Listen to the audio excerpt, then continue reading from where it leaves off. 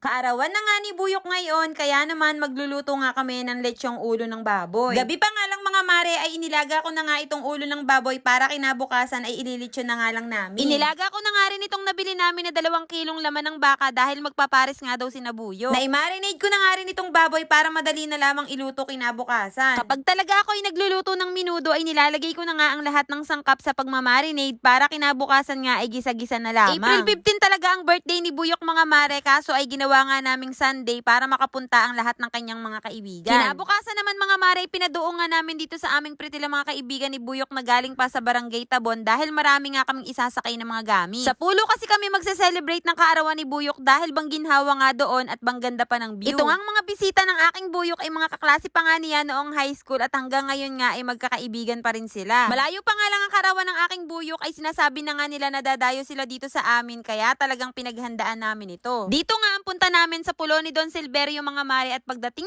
nga namin doon ay naghanap lamang kami ng maginhawang pwesto. Inayos na nga rin namin ang mga pagkain na daladala namin at inilabas ko na nga rin itong camping chair na nabili ko online. Napakaginhawa talaga kapag kami daladala kayong camping chair lalo nga at wala kayong maupuan doon sa pupuntahan yung lugar. Napakaginawa kasing dalhin ito kahit saan dahil magaan lang at may bitbitan pa. Mukha rin siyang matibay dahil tingnan nyo naman mga mare at nakaya nga ako kahit ang bigat-bigat ko. Anong oras na nga iyan kaya nagkakagutom na nga itong mga kasamahan naming bata kaya naman inayos na nga namin itong mga daladala naming pagkain. At dahil tinanghali na nga kami ng punta dito sa pulo kaya imbis na almusal ay tanghalian na nga itong aming kain. Pero ako nga ay medyo busog pa ng mga time na yan kaya naman pansit na nga lang muna ang aking kinain. Itong pansit nga ay niluto namin kaninang umaga bago kami pumunta dito sa pulo. Meron nga kami ditong chicken wings, sisig, coffee jelly at pansit. Diyos ko mga mare, pasarapan nga kami ng kain dyan at napagkakasarap talagang kumain dito sa pulo. Napakainit nga ng panahon ngayon kaya naman binuksan na nga namin itong mga daladala naming bukot. Lalagyan lang namin ito ng yelo at asukal at talagang napakasarap magbuko juice dito sa pulo. Dito nga namin iluluto ang letsyong ulo ng baboy at minudo sa pulo at mabuti na lang talaga at masisipag nga itong aming mga bisita at tinulungan nga kami sa pagluluto. At syempre dahil si Buyok nga ang may kaarawan ay ayan, may dumating pa nga siyang isang kaibigan na may daladalang juice dahil may meeting nga daw sila maya-maya. Diyos ko daay.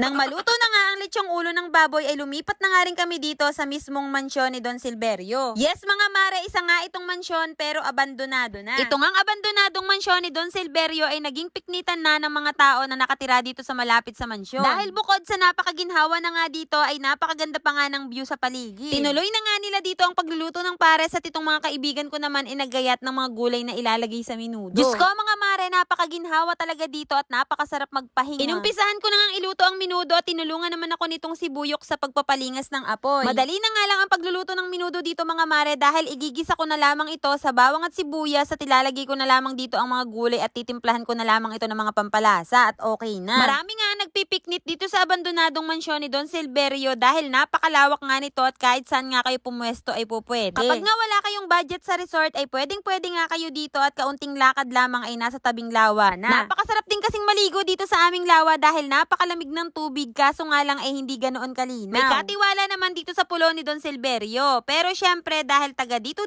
lamang din naman kami ay pwede na nga kaming hindi magpaalam basta't lilinisin lamang namin ang aming mga pinaggawaan. Oh, para magic. Magic. Oh, ayan, pare, tuloy na. Tuloy na ang barbecue. Dumating na nga rin itong cake na pinabili ko doon sa asawa ng kanyang kaibigan kaya ayan at kinantahan na nga rin namin si Buyok.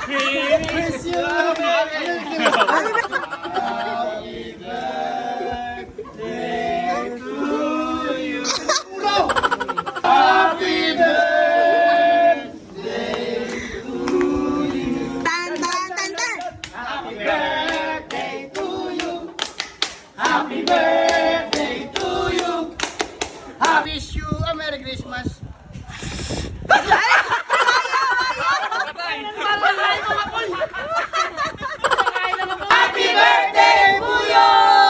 So ayun na nga mga mare, sabi pa nga sa akin ni Buyok ay bakit daw binilhan ko pa siya ng cake ay para naman daw siyang bata. Sabi ko naman ay okay lang yan dahil kapag kalang naman may birthday sa amin tsaka lang kami nakakatikim nitong cake. Ang totoo talaga niyan mga mare eh hindi lang talaga kami ang tao dito kundi 3 grupo nga kami dito na nagpipiknit. Yung isang grupo nga ay isang pamilya at yung isang grupo naman na nasa likod nitong mansyon ay isang grupo ng kabataan. Hindi ko na nga lang sila nakuna ng video mga mare dahil nasa bandang likuran nga sila nitong mansyon. Tinadtad na nga rin namin itong ulo ng baboy na pinapak ng mga bata kanina. Diyos ko da.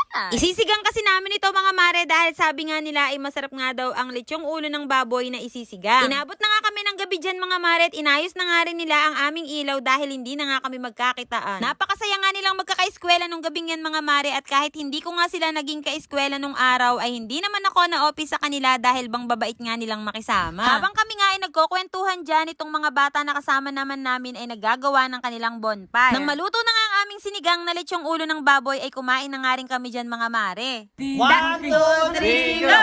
Dalawang! Dalawang kape nga dyan, tapos pati bilisan.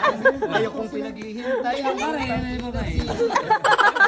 Ramdam na ramdam ko nga ang kasiyahan ni Buyok ngayong kanyang kaarawan kasama nga ang kanyang mga kaibigan. At Diyos ko mga mare, hindi pa nga natatapos ang araw na ito ay may susunod na nga agad kaming pupuntahan na birthday. Diyos ko day. At kung nakarating nga kayo hanggang dito sa dulo at kung nagustuhan nyo nga ang video na to ay baka naman pa-heart at pa-share. At syempre pa-follow na rin po.